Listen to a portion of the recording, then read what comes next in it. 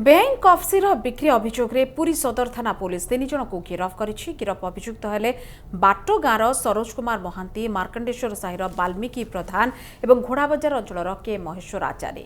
एमानंठारु police 478 बोतल cough syrup सहित 3टी mobile जबत करिछि। बाटो गाँव में बेपार करुथबा बेले पुलिस छापा मारी एमानकु गिरफ करिछि।